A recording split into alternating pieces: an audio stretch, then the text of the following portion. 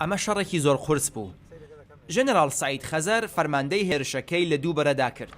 محوەری یەک لەولایە بە قووەتێکی لە پشتی دوژمن سوڕای بە قووەتێکی باش و بە قووەت پشتی دوژمنمان گرت بۆیە دوژمن شەڕی کرد لە هەندێک شوێن لە هەندێک شوێنیش بەس پێی کرا خۆی دەرباز بکاتن لە بەدەستی ئێمە.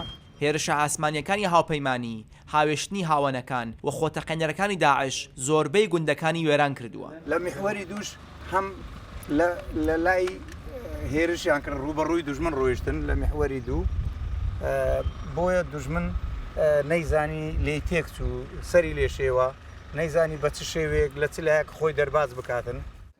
هەندێک لە داعشەکان لە تۆڕێک لە تۆنێلە توکمەکان خۆیان شاردوێتەوە. ژێنەرال سالار تەیمور تاکتیکەکانی داعشی شەرح کرد.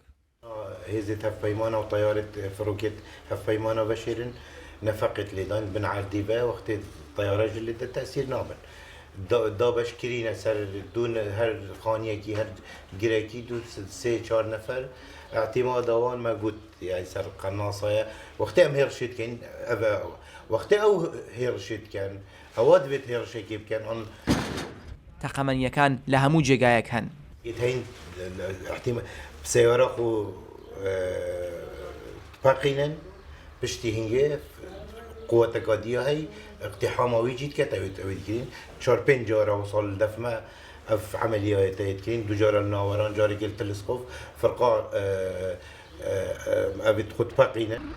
تەنیا 20 کیلۆمەتر لە ڕۆژهەڵاتی مووسڵ ناوچەیەکە کە ئێستا لەژێر کۆنتڕۆڵی پێشمەرگەدایە. پێشمەرگە دەڵێن کە ئەوان توانای گرتنەوەی مووسڵیان هەیە بەڵام ئەوان تەنیا کاتێک ئەوە دەکەن کە ڕێکەوتنێکی سیاسی لەگەڵ حکوومەتی ناوەندی عێراق هەبێت لەسەر ئەو لایەنەی کە مووسڵ دوای ئازادکردن کۆنتڕۆڵ دەکات. شاهد عەلەوی، دەنگی ئەمریکا.